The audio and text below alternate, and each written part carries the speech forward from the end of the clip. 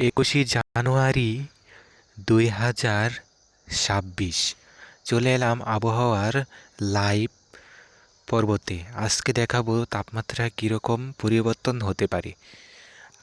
আমরা নানান থেকে তথ্য পেয়ে জানতে পেরেছি আগামী 23 জানুয়ারি 2026 তারিখের পর থেকে তাপমাত্রা ধীরে ধীরে আবারও কমে আসতে পারে। কিছুদিন যাবৎ কিন্তু তাপমাত্রা লক্ষ্য করা গিয়েছে আগের চেয়ে অনেকটা কমে গিয়ে বেড়েছে, তবে কমে যাওয়ার একটা সম্ভাবনা রয়েছে। চলুন সামনে দেখে নেই কবে তাপমাত্রা কীরকম থাকতে পারে।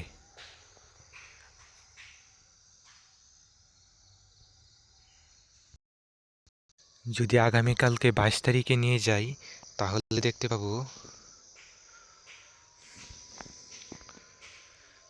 বাংলাদেশের ঢাকার তাপমাত্রা রয়েছে 20 ডিগ্রি, সিলেটের 19 ডিগ্রি, সেই সাথে কলকাতাতে রয়েছে 20 ডিগ্রি সেলসিয়াস।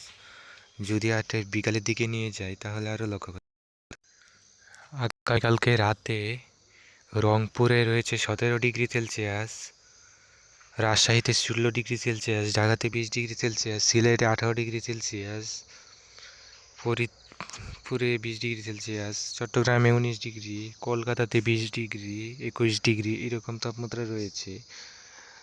ভারতের ধানবাদ এদিকে কিন্তু 19 ডিগ্রি সেলসিয়াস, এদিকেও 18-19-এর দিকেই থাকতে পারে। বাংলাদেশেরও তাপমাত্রা 18-19-20-এর ভিতরে থাকতে পারে।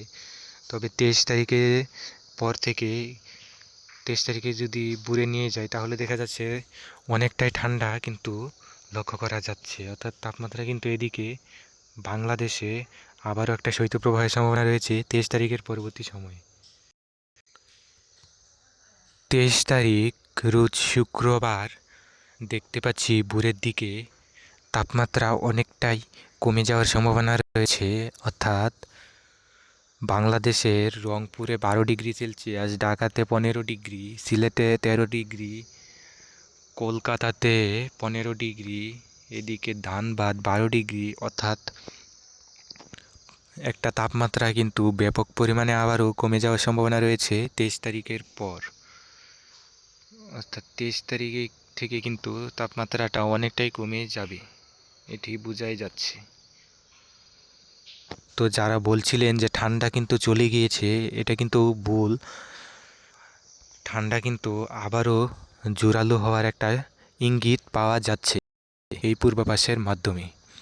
আমরা আরও বিস্তারিত পরবর্তীতে জানিয়ে দেব আগামীকালকেও। অবশ্যই পরবর্তী ভিডিও আগামীকালকে না আসলেও পরবর্তী ভিডিওতে আরও বিস্তারিত জানাবো। ধন্যবাদ।